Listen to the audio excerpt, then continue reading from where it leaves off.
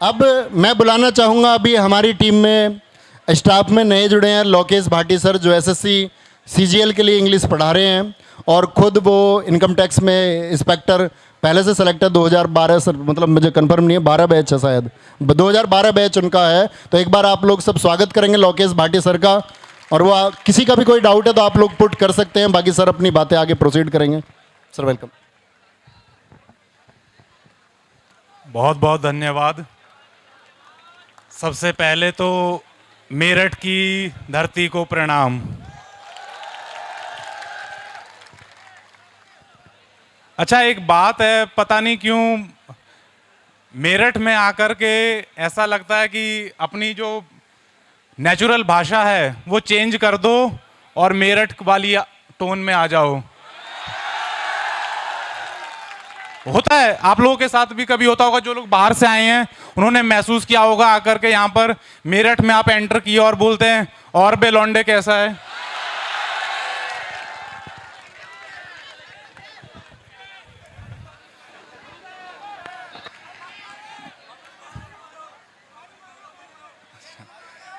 चलिए दोस्तों, बहुत ही बढ़िया, बहुत ही शानदार आप लोगों का ये साथ। रोजगार विद अंकित परिवार, मैं दोस्तों अभी रिसेंटली जुड़ा हूँ। 2012 बैच एसएससी के थ्रू मैं इंस्पेक्टर लगा था। पर आपके पूजनीय श्री अंकित भाटी सर ने एक सपना देखा हुआ है दोस्तों कि भारत में किसी भी बच्चे को रोजगार की जो अपॉर्चुनिटी है वो कम ना पड़े, किसी को भी अवसर कम ना मिले। और इसीलिए उन्होंने जो मुहिम शुरू की हुई है ऑनलाइन एजुकेशन के थ्रू आप सब तक पहुंच रहे हैं दोस्तों, काबिले तारीफ है और मैं उम्मीद करता हूं आप सभी को अच्छी लग रही होगी। अब एक छोटी सी बात दोस्तों, मेरे सीनियर्स ने, मेरे कलीग्स ने आप सबके साथ में मोटिवेशनल बातें की। एक छोटी सी बात 2 मिनट की आपके साथ में शेयर करना चाहूँगा।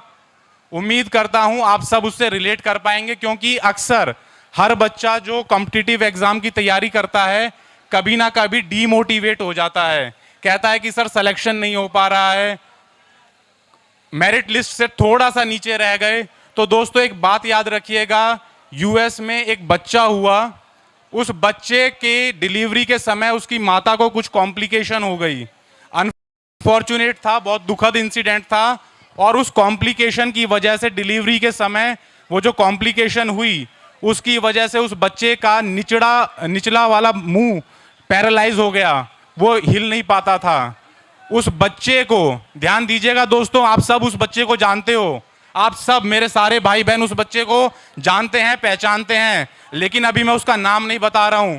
उस बच्चे को पैरालिसिस होने के बाद में स्कूल में इतने ताने दिए गए, वो बच्चा परेशान हो गया बुरी तरीके से कि मुझे ही क्यों भगवान ने ऐसा बनाया। उसके बाद उस बच्चे ने एक तरकीब निकाली कि सारे क्लास के साथी जो मुझे परेशान करते हैं, तो ताने देते हैं, उनको मैं जवाब दूंगा कैसे। उसने बॉडी बिल्डिंग स्टार्ट करी। उस बच्चे ने पैरालाइज होने के बावजूद दोस्तों बॉडी बिल्डिंग स्टार्ट करी, और बाद में चल करके वो बच्चा दोस्तों सिल्वेस्टर स्टैलोन के नाम से, हॉलीवुड एक्टर के नाम से पहचाना गया। आप में से बहुतों ने जॉन रैम्बो, रॉकी, इन फिल्मों को देखा होगा। सिल्वेस्टर स्टैलोन दोस्तों बचपन से पैरालाइज्ड है। चाहता तो वो बच्चा भी ये सोच सकता था कि भगवान ने मुझे इतना बड़ा कष्ट दिया, मेरे साथ क्या होगा, मैं क्या कर पाऊंगा, लेकिन दोस्तों उसने हार नहीं मानी। वो बच्चा डटा रहा, कोशिश करता रहा, बॉडी बिल्डिंग करी और एक दिन टॉप का सुपरस्टार बना। तो दोस्तों असंभव कुछ भी नहीं है, सब कुछ आपकी मेहनत पर, आपकी लगन पर निर्भर करता है। विद दिस मैं आप सभी से दोस्तों विदा लेना चाहूंगा। तो कोई डाउट अगर है इंग्लिश लैंग्वेज से रिलेटेड या सीजीएल से? सर एक डाउट है मेरा। नमस्कार सर, सबसे पहले मैं आरडब्ल्यूए टीम का स्वागत करता हूँ अपने जिला मेरठ में। नमस्कार सर, जब से आप सीजीएल में पढ़ाने लगे हो और एसएससी टीम के बगैर, मतलब आरडब्ल्यूए टीम के बगैर एसएससी तो कुछ है ही नहीं, लगता ही नहीं था कि हम एसएससी की प्रिपरेशन कर रहे हैं। और स्पेशली नवीन भैया जब से एसएससी की जीके और जीएस पढ़ाने लगे हैं, मतलब कॉन्फिडेंस यहाँ से यहाँ पहुँच गया है। और सर एक ही सपना है कि जिस दिन एक्सरसाइज की वर्दी अपने बदन पे होगी, एक मीटअप अपनी तरफ से RWA का रखूंगा और पूरे मेरठ में जितने भी वर्दी लवर्स होंगे ना, सबको मंच पे सुशोभित कराएंगे। फिर एक ही सपना लेके चले हैं मन में कि RWA परिवार और अपना परिवार सबसे ऊपर होगा। बस एक ही सपना है, RWA परिवार, RWA परिवार। और इस पे नवीन भैया का जवाब नहीं, गुरुजी एक बार चरण स्पर्श करा दियो, और कुछ नहीं चाहिए जिंदगी में। सबसे बहुत बहुत धन्यवाद दोस्त, बहुत बहुत धन्यवाद, कोटि कोटि प्रणाम। हेलो, सबसे पहले तो सभी मंच पर अध्यापकों को मेरा नमस्कार। सर, मेरा आपसे एक सवाल है। मैं प्लीज सबसे रिक्वेस्ट करूंगा दोस्तों, थोड़ी सी शांति बनाए रखिए ताकि जो बच्चा अपना कोई डाउट या सजेशन देना चाहता है हम उसको सुन सकें, प्लीज। सर, मुझे इंग्लिश में बहुत दिक्कत हो रही है, मतलब समझ में सब कुछ आ रहा है, बस सवाल नहीं बन पा रहे सर। प्रैक्टिस एड में और उसमें मतलब प्रैक्टिस करता हूँ, मॉक में टेस्ट नहीं है, मॉक में नंबर नहीं बन पा रहे सर इंग्लिश में, तो सर उसके लिए कुछ कहना चाहिए। दोस्तों, आप में से जितने बच्चे भी इस समस्या से ग्रसित हैं उनको लगता है कि सर रूल्स समझ लेते हैं, टॉपिक समझ में आ जाता है, लेकिन जब मॉक टेस्ट करते हैं या क्वेश्चन लगाने की कोशिश करते हैं उस समय क्वेश्चन ठीक नहीं बैठते हैं। दोस्तों, थोड़ी सी एक बात मेरी समझिएगा कि ये एक फॉरेन लैंग्वेज है, विदेशी भाषा है, आप इसे सीख रहे हैं।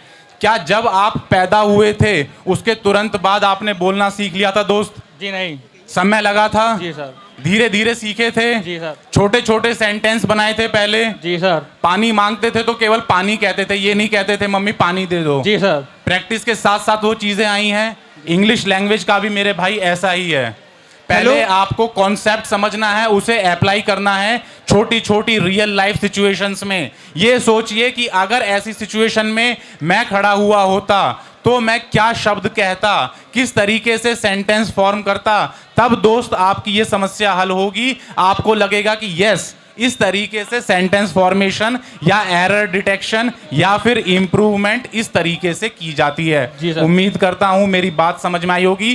चीजों से अपने आप को रिलेट कीजिए, सोचिए कि वहां पर मैं होता तो क्या कहता।